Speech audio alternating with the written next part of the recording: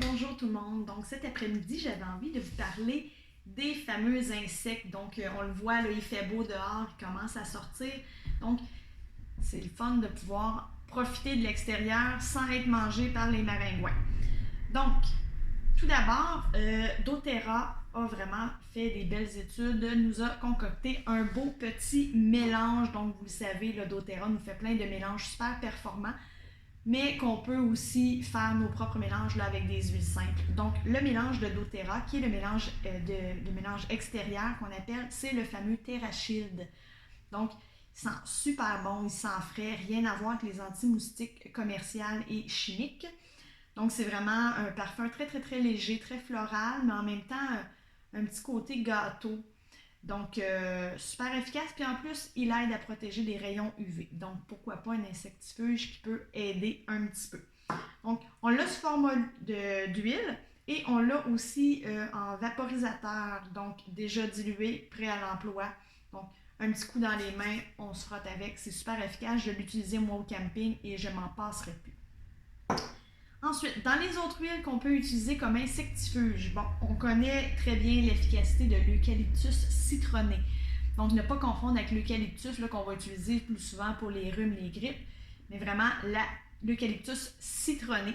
Donc, elle est vraiment très, très, très bonne là, pour tout ce qui est insectes nuisibles. On a aussi la citronella. Donc, encore là, ne pas confondre avec la fameuse citronnelle lemongrass. C'est vraiment une variété de citronnelle qu'on appelle aussi citronnelle de Java. Donc, comme insectifuge, là, vraiment super efficace. Et malgré son nom citron, ce n'est pas un agrume, donc aucun danger. Elle n'est pas photosensibilisante. Donc, vraiment à utiliser là, dans vos recettes maison. Ensuite, dans les autres huiles qu'on connaît un petit peu comme étant insectifuge, on a le géranium. Donc, le géranium qui a une odeur très, très, très florale, très sucrée.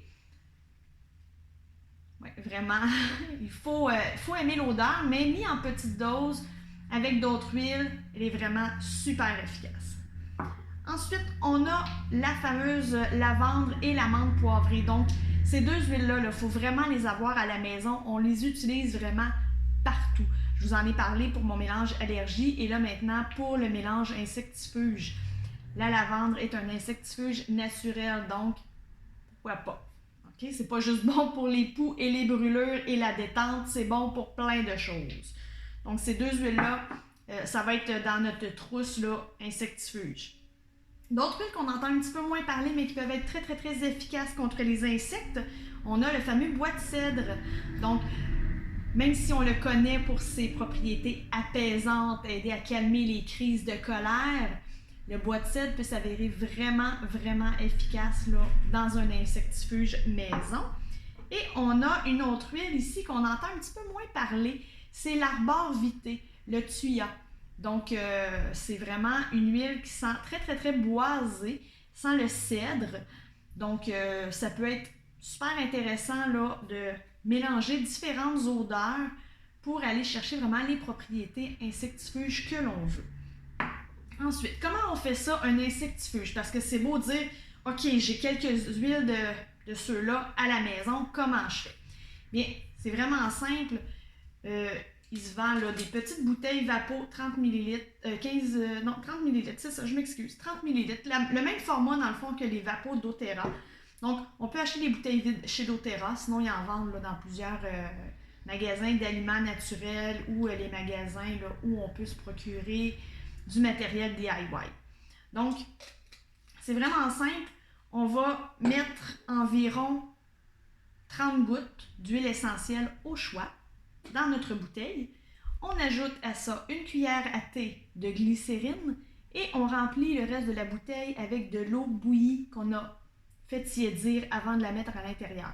Pourquoi bouillie tiédie? C'est qu'on veut vraiment éliminer toutes les bactéries possibles dans l'eau.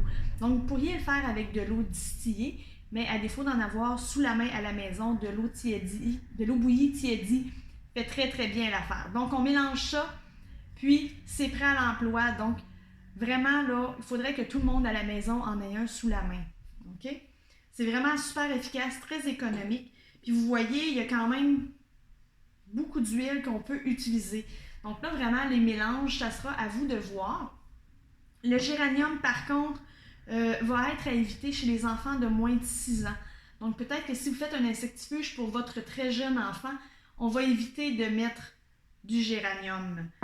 La citronella, quant à elle, il va falloir en mettre plus souvent parce qu'elle est très efficace contre les insectes, mais elle n'agit pas très longtemps. Donc, c'est pour ça que souvent on va préférer l'eucalyptus citronné parce que au lieu de le mettre 3 fois dans l'avant-midi, on peut peut-être en mettre 2 fois. OK? Donc, c'est vraiment à vous de voir. Il y a des belles huiles. Je suis là pour vous aider. Si jamais vous avez besoin d'aide pour composer votre recette, tout dépendant des membres de la famille à qui ça s'adresse, n'hésitez pas, contactez-moi puis ça va me faire vraiment plaisir là, de voir avec vous une recette qui va vous convenir. Donc sur ce, je vous souhaite une belle fin d'après-midi.